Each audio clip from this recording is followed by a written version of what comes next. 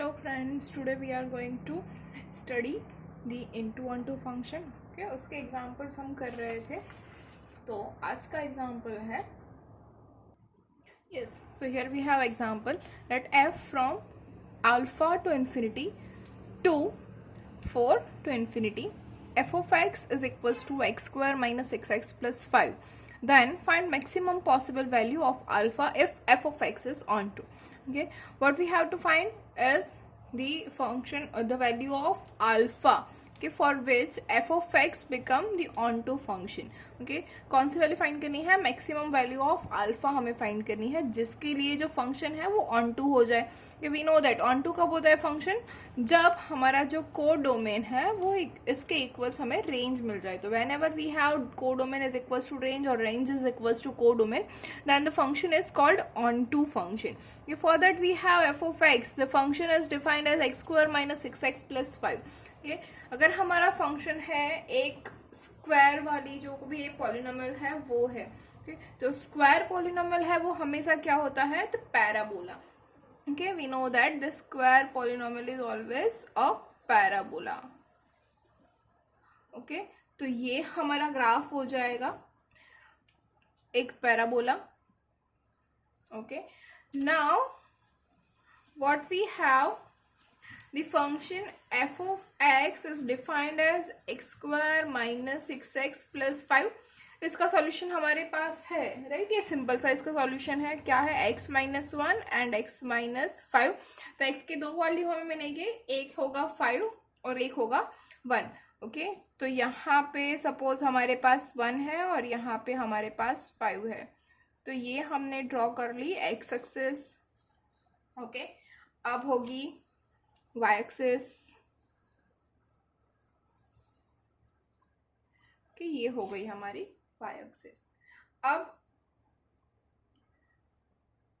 y axis के ऊपर ये कहाँ पे होगा टच? ओके, तो y एक्सिस के ऊपर कहाँ पे होगा? ये पॉइंट जो होगा वो हमारे पास होगा 5. ओके, ये हमारा हो जाएगा 5. क्यों? x इक्वल्स टू 0 इसके अंदर रखो तो क्या मिलेगा? X square minus 6x plus 5. तो y इक्वल्स टू मिल जाएगा 5. तो हमें यहाँ पे ये 5 मिला. ये है हमारे पास 1, ये है हमारे पास 5. ओके, तो इसके ऊपर से हमें ये वाला पॉइंट मिल सकता है क्या? ये जो मिडल वाला पॉइंट है ये हमें फाइंड करना है. ओके, तो ये कौन सा होगा इन दोनों का मिडल? तो 1 और 5 का मिडल पॉइंट क्या हो जाएगा? 1 plus 5 divide by 2 which is 6 by 2 is 3. तो ये हो गया हमारा पॉइंट 3. अब 3 यहाँ पे है तो 3 किसकी वैल्यू है? x की. तो x की जगह पे हम फंक्शन के अंदर 3 रख देंगे. तो what we have 3 square minus 6 into 3 plus 5. तो हमें आंसर क्या मिलेगा? y इज इक्वल्स टू यहाँ पे हमें मिल जाएगा -4. ओके, तो ये वैल्यू हमारी होगी -4, ये होगा 5. ओके, और ये 1, ये 5 और ये हमें 3 जो मिडल पॉइंट मिला है. ये हमारा ग्राफ है, आप देख सकते हो कैसे हो रहा है. ओके, तो ये हो गया हमारा f ऑफ x. अब हमें क्या चाहिए? Actually we want is the range. Okay, range चाहिए. कौन सी रेंज चाहिए? जहाँ पे range is equals to codomain हो तभी ये फंक्शन ऑन टू हो सकता है. ओके, अब हमारा डोमेन क्या है? We have the domain is from alpha to infinity. Okay, alpha की वैल्यू हमें पता नहीं है. ओके, अल्फा टू इन्फिनिटी हमारे पास डोमेन है. और जो को डोमेन है वो क्या है? को डोमेन है फ्रॉम 4 टू इन्फिनिटी. ओके, अब जो को डोमेन है वही हमारी रेंज होनी चाहिए क्योंकि हमें ऑन टू फंक्शन चाहिए. ओके, तो ये को डोमेन के अंदर, को डोमेन मतलब y होगा. ओके, y जो है उसकी वैल्यू 4 चाहिए. ओके, तो y की वैल्यू 4 हमें कहाँ पे मिलेगी? ये 5 है तो यहाँ पे कहीं पे सपोज 4 है. तो ये हमें पूरी एक लाइन मिल जाएगी y इक्वल्स टू 4. ओके, ये लाइन हो गई y इक्वल्स टू 4. अब हमारी जो रेंज मतलब को डोमेन क्या है? 4 टू इन्फिनिटी. मतलब यहाँ से स्टार्ट होके ये वाला जो पूरा ग्राफ है, देखिएगा आप पूरा, ये यहाँ y इक्वल्स टू 4 से स्टार्ट होके ये जो ग्राफ हमें मिल रहा है जो आगे जाता ही जाएगा, ओके वो क्या हो जाएगा, हमारा कोडोमेन। ओके तो ये हमारा कोडोमेन है, तो अब हमारी रेंज क्या होनी चाहिए, यही होनी चाहिए। ओके तो उसके लिए हमें एक वैल्यू, डोमेन की वैल्यू फाइंड करनी है जहाँ पे अल्फा से स्टार्ट होके इन्फिनिटी तक जा रहा है। ओके तो वो अल्फा क्या हो सकता है और कहाँ पे हो सकता है। ओके तो अल्फा सपोज यहाँ पे है हमारे पास अल्फा, इसको हम अल्फा 1 बोल देते हैं। सपोज यहाँ पे है, उसको अल्फा 2 बोलते हैं। सपोज यहाँ पे है 1 और 3 के बीच में, इसको हम अल्फा 3 बोल देते हैं। तो उसकी वैल्यू यहाँ पे ऐसे होगी, अल्फा 2 की वैल्यू ये होगी, alpha 1 will be like this. Okay और अल्फा 4 वो हम यहाँ 5 से ऊपर कहीं पे रख देते हैं। ओके ये हो जाएगा हमारा अल्फा 4। हम 4 वैल्यू अज्यूम कर लेते हैं कि सपोज अल्फा जो है वो इसमें से कहीं पे होगा, alpha 1, alpha 2, alpha 3 and alpha 4। Okay अब सोचो अल्फा 1 अगर यहाँ पे है हमारा, ओके तो इसकी जो रेंज है वो क्या मिलेगी, हम ग्राफ के ऊपर से देख सकते हैं, ये जो ऊपर वाली रेंज है वो हमें मिलेगी। ओके तो इतना बाकी रह जाएगा, यस कोडोमेन में ये पोर्शन बाकी रह जाएगा, तो ये फंक्शन क्या हो जाएगा, इनटू हो जाएगा। लेकिन हमें क्या चाहिए, ऑन टू चाहिए, तो अल्फा 1 तो पॉसिबल नहीं है। ओके अब अल्फा 2 के लिए चेक करेंगे, अल्फा 2 अगर होगी हमारी वैल्यू तो क्या हो जाएगा, हमारी रेंज यहाँ से लेके ये वाला हो जाएगा। तो अब कोडोमेन से इतना पोर्शन बच जाएगा अल्फा 2 से लेके y=4 तक, जहाँ पे हमें वैल्यू मिल रही है कोई। ओके तो अगर इतना पोर्शन बढ़ जाएगा तो क्या हो जाएगा, हाँ कोडोमेन रेंज की सबसेट हो जाएगा। Okay which is not possible, तो ये फंक्शन ही नहीं होगा। सिमिलरली अल्फा 3 अगर हम लेंगे जो यहाँ पे है 1 और 3 के बीच में, अगर वो हमने लिया और उसके लिए अगर हम फाइंड कर रहे हैं हमारी रेंज, तो इसकी रेंज यहाँ से लेके यहाँ तक हो जाएगी।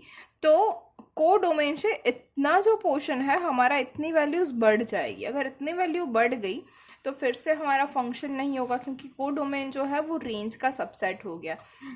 ओके तो अब ये फिर से नहीं होगा, अल्फा 3 भी हमारा कोई आंसर नहीं मिल रहा है हमें अल्फा 3 से भी। अब अल्फा 4 अगर लेंगे तो अल्फा 4 भी लेफ्ट साइड में है, तो यहाँ पे भी इतनी जो वैल्यू है वो इतनी बढ़ जाएगी कोडोमेन से। ओके अगर इतनी वैल्यू बढ़ गई कोडोमेन से तो हमारी रेंज फिर से बढ़ जाएगी, कोडोमेन फिर से सबसेट हो जाएगा रेंज का। अगर ऐसा ही हुआ तो वो फिर से फंक्शन नहीं होगा। ओके तो हमारी अल्फा कहाँ पे हो सकती है, देखिए यहाँ पे इस पॉइंट से जो हमारा रेंज है वो हो रहा है एग्जैक्टली एज कोडोमेन, कितना 4 to infinity। तो हमें y=4 के ऊपर एक वैल्यू फाइंड करनी है। ओके तो हमारे पास फंक्शन f(x=y) डिफाइन है, और वो क्या है, x² - 6x + 5। तो हमें x की वैल्यू फाइंड करनी है। ओके y की वैल्यू हमारे पास है y=4। ओके y की वैल्यू हमारे पास है ऑलरेडी y=4, और हमें फाइंड करना है अल्फा। तो y=4 के लिए x² - 6x + 5, तो हमें ये क्या मिल जाएगा, x² - 6x + 1 = 0। ओके अगर हम इसको सॉल्व करेंगे तो क्या मिल जाएगा, x = -b, that is -(-+6) ± (b² - 4ac which is equals to 36 - 4 divided by 2a। Okay तो ये हमें क्या मिल जाएगा, 6 ± 36 - 4 is 32, and 32 is 16 into 2, which is 4√2 divided by 2, and we have answer is 3 ± 2√2। Okay तो हमें दो आंसर मिले, एक है यहाँ पे ये वैल्यू, ये क्या हो जाएगा 3 ± 2√2, सॉरी ये हो जाएगा 3 - 2√2, और एक हो जाएगा यहाँ पे, और ये पॉइंट होगा 3 + 2√2। क्यों, क्योंकि ये बड़ी वैल्यू है, तो बड़ी वैल्यू कहाँ पे होगी, ऑब्वियस से राइट साइड में होगी, और ये छोटी वैल्यू है तो छोटी वैल्यू ऑब्वियस से लेफ्ट साइड में होगी, और ये 1 से पीछे है तो वी नो दैट 0 से 1 के बीच में 3 - 2√2 आएगा। ओके और 5 के बाद आएगा 3 + 2√2। ओके तो हमारा ग्राफ तो बिल्कुल सही बना है, ये वैल्यू होगी 3 + 2√2 और ये हो जाएगी 3 - 2√2। तो अब हमारी अल्फा की वैल्यू क्या हो जाएगी, ऑब्वियस सी चीज है 3 + 2√2 हो जाएगी। ओके, तो हमारा जो डोमेन है वो क्या मिला, 3 + 2√2 टू इन्फिनिटी। ओके, अब किसी को डाउट होगा कि ये 3 - 2√2 भी तो हमें मिला है, उसकी वैल्यू हम क्यों नहीं ले रहे, क्योंकि ये फिर से वही होगा, हम अगर ये वैल्यू लेंगे 3 - 2√2 तो इसकी रेंज हो जाएगी यहाँ से लेके ये पूरा। ओके, तो फिर से हमारी जो रेंज है, मतलब कोडोमेन जो है वो रेंज का सबसेट हो जाएगा और ये फंक्शन ही डिफाइन नहीं होगा। ओके, हमें क्या चाहिए, रेंज इक्वल्स टू कोडोमेन, क्योंकि हमें चाहिए onto function. Onto function के लिए रेंज इक्वल्स टू कोडोमेन होना चाहिए, इसके लिए हमें मिल रहा है 3 + 2√2 टू इन्फिनिटी। होपफुली आप सभी को समझ में आ गया है। फिर से हम ग्राफ देख लेते हैं। ये हमारा पैराबोला होगा और हमें हमारी रेंज जो चाहिए वो कोडोमेन की जितनी चाहिए, और कोडोमेन है हमारा 4 टू इन्फिनिटी, मतलब यहाँ से ऊपर जाएगा कि ये हमारी रेंज है, सॉरी ये हमारा कोडोमेन है और हमें रेंज भी इतनी ही चाहिए। तो रेंज कौन से पॉइंट से स्टार्ट होगी, इस पॉइंट के ऊपर से, और ये पॉइंट हमें मिल रहा है 3 + 2√2 from the given function x² - xx + 5। Okay, तो अब हम आंसर लिखेंगे। So we have 3 cases, case 1, case 2 and case 3। के क्यों, क्योंकि हमें क्वेश्चन के अंदर पूछा गया है कि कौन सी मैक्सिमम वैल्यू के लिए, अल्फा की कौन सी मैक्सिमम वैल्यू के लिए हमें फंक्शन ऑन टू मिलेगा। ओके, तो we have to write the 3 cases, into function, onto function and the not a function. Okay, तो हमें अल्फा सपोज करना है कि कहाँ पे है। सपोज हमारे पास अल्फा ये है 3 + 2√2, तो क्या है, 3 + 2√2 से ज़्यादा है तो क्या है, मतलब पॉजिटिव वैल्यू, और अगर नेगेटिव वैल्यू है तो क्या है। सभी के लिए हमें लिखना होगा। तो case 1 is if alpha is greater than 3 + 2√2। कि अल्फा इज ग्रेटर देन 3 + 2√2 मतलब कहाँ पे जाएगा, यहाँ से ऊपर, यहाँ पे कहीं पे अल्फा होगा जहाँ पे हमने अल्फा 1 लिया था जो ग्रेटर देन है। ओके, तो इसके लिए क्या होगा, द फंक्शन, हाँ हमने क्या देखा था वहाँ पे क्या हो रहा है, इनटू हो जाएगा। Yes, the function is defined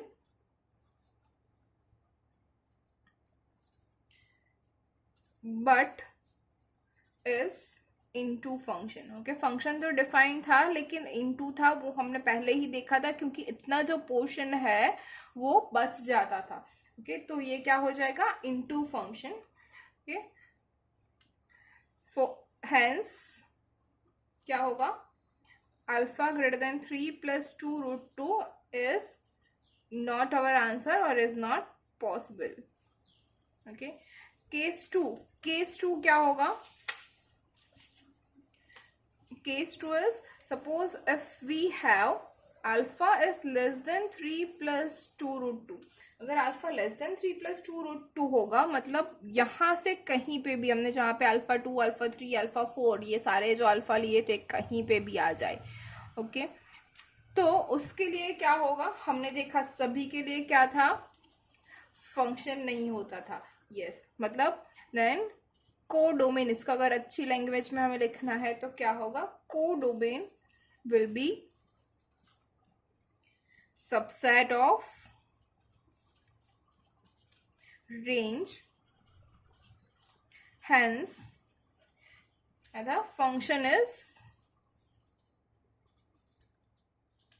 undefined। okay, so not acceptable। okay, now the case 3। okay, case 3 क्या है, if alpha is equals to 3 + 2√2, 3 + 2√2 है, then range will be 4 to infinity and function will be on 2। ये function भी on to हो जाएगा. Hence alpha is equals to 3 + 2√2 is only acceptable answer or acceptable value. Okay, ये हमने क्यों लिखा the only acceptable value? क्योंकि question के अंदर हमें पूछा गया था कि find the maximum possible value of alpha, लेकिन अल्फा से बड़ी वैल्यू, अल्फा से छोटी वैल्यू, मतलब greater than alpha, less than alpha, किसी के भी लिए फंक्शन ऑन टू नहीं हो रहा है. The function is onto only and only for 3 + 2√2, मतलब इक्वल्स टू 3 + 2√2 के लिए ही ये ऑन टू हो रहा है. तो हमारे पास अगर कुछ भी यहाँ पे पूछा होगा कि find the maximum possible value or the minimum possible value or the find the value of alpha, सभी के लिए यही सेम आंसर होगा. क्या होगा? For alpha is equal to 3 + 2√2 is only acceptable value. उसके लिए ही ये फंक्शन ऑन टू होगा. Hopefully students, you all are getting it. Yes or no? Yes. Okay, so now we have classification of even and odd functions. Okay, so now first one, the even function, and second one is odd function. Yeah, I have already written the definitions. Okay, what it is? Even function, a function f of x is called even function if f of minus x is equals to f of x for all x belongs to domain of f. Okay, and odd function is a function f of x is called odd function if f of minus x is equals to minus f of x for all x belongs to domain of f. Okay, मतलब क्या है? अगर simple से बोले तो even function जो है उसके अंदर कोई भी फंक्शन डिफाइन किया हुआ है हमारे पास, उसके सारे के सारे x को हम अगर माइनस एक्स से रिप्लेस करें तो हमें वापस से वही फंक्शन जो हमारे पास डिफाइंड है वो मिलने वाला है. और अगर हम माइनस एक्स से रिप्लेस करें और हमें जो माइनस है वो सबसे बाहर मिल जाए माइनस, और फिर उसके अंदर ब्रैकेट के अंदर हम वापस से फंक्शन लिखें तो हमें वो मिलेगा. ओके, तो इसको हम बोलेंगे ऑड फंक्शन. अगर सिंपल सी लैंग्वेज में अगर ऐसे बोलूँ तो जो इवन फंक्शन है वो बहुत ही भूखा होता है. उसको अगर आप माइनस दो तो वो पेट में पचा जाता है पूरा का पूरा, कि उसके पेट में सब कुछ चला जाता है. और ऑड फंक्शन जो है उसको अगर आप माइनस से रिप्लेस करो तो वो उल्टी कर देता है और माइनस पूरा बाहर निकल के आ जाता है. समझ गए? ओके, तो एज एग्जाम्पल अगर मैं आपको बोलूँ कि कॉस जो फंक्शन है कॉस एक्स वो हमारा इवन फंक्शन है. कैसे? Cos of minus x is equals to cos x, सभी को पता है. तो देखो ये जो माइनस है वो कॉस ने निकल लिया पूरा का पूरा. ओके, तो cos x equals to cos of minus x equals to cos x हो गया. आप डेफिनेशन से कंपेयर कर दो, f of minus x is equals to f of x हो गया. ओके, अब अगर हम दूसरा देखें तो एक्स स्क्वायर. ओके, तो एक्स स्क्वायर मतलब माइनस एक्स का स्क्वायर वो क्या हो जाएगा? X square. तो फिर से f of minus x equals to f of x हो गया, तो ये भी हो जाएगा. ओके, अगर मैं दूसरा लिखूँ x⁴ + 3x² + 2. ओके, तो इसको अगर माइनस से रिप्लेस करेंगे तो -x⁴ + 3 - x² + 2. तो फिर से यहाँ पे f of minus x equals to f of x हो गया. तो ये सारे इवन फंक्शंस है. उसके बाद odd function. Okay, odd function के अंदर अगर मैं एग्जांपल दूँ तो कॉस अगर इवन फंक्शन है तो साइन क्या हो जाएगा? Odd function. जैसे कि आपको पता है sine of minus x equals to क्या होता है? Minus sine X. देखिए F of minus x equals to minus F of x हो गया. अगर ले x³ तो x³ क्या होता है? -x³. अगर x को -x से रिप्लेस करें तो क्या मिल जाएगा? -x³. देखो हो रहा है, राइट. फिर tan x. Okay, tan x क्या है? tan of minus x. इसको हम क्या लिख सकते हैं? Sine of minus x upon cos of minus x. Sine of minus x क्या होता है? Minus sine x upon cos of minus x होता है cos x, which is equals to minus tan x. Okay, तो ये क्या हो जाएगा? Tan of minus x equals to minus tan x. देखिए हो जाएगा f of minus x equals to minus F of x. Okay friends, तो आपको समझ में आ गया होगा what is odd function, what is even function. उसके लिए हम आगे देखेंगे नेक्स्ट लेक्चर के अंदर. If you have any query you can comment below. Thank you.